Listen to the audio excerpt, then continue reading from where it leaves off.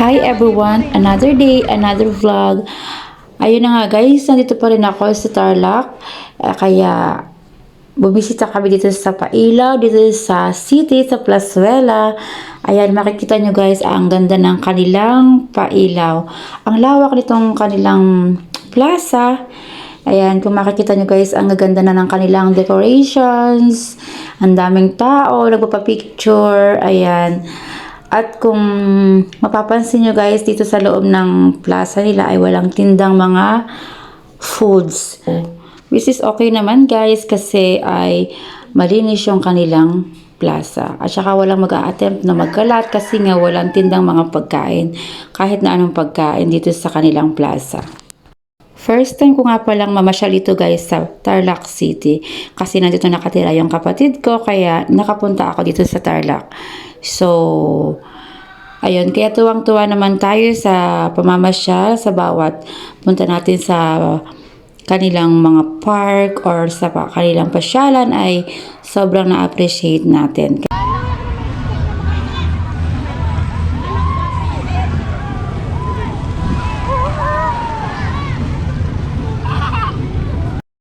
Ayun, ang cute ng tunnel na to guys.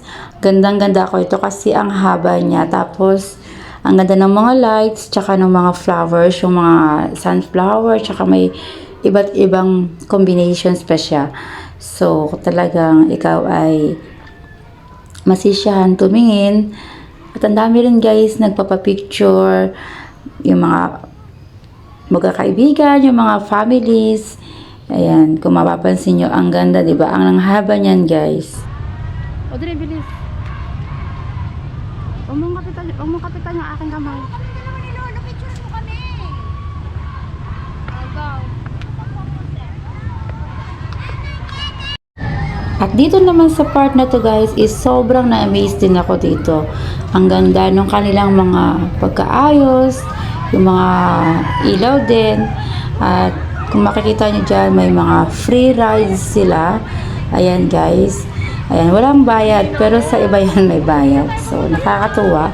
Kahit wala kang pera, ay makakasakay ka sa kanilang mga rides. So, ayan. Maya-maya ay pipili na dyan yung mga kids. O, ayan yung kanilang plaza. So, sa oras ito guys is medyo maaga pa kami dito pumunta. Kasi nga, ay para makauwi rin kami ng maaga. Hinintay lang namin mabukas yung mga ilaw. So, tignan nyo guys, napaka-colorful ng kanilang mga pailaw. Ayan, nakakatuwang tingnan.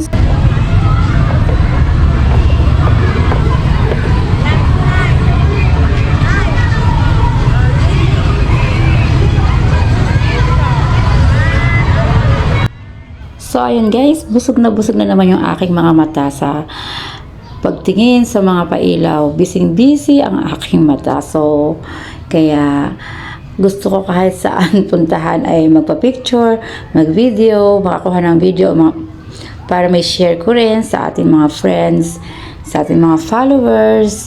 Ayan.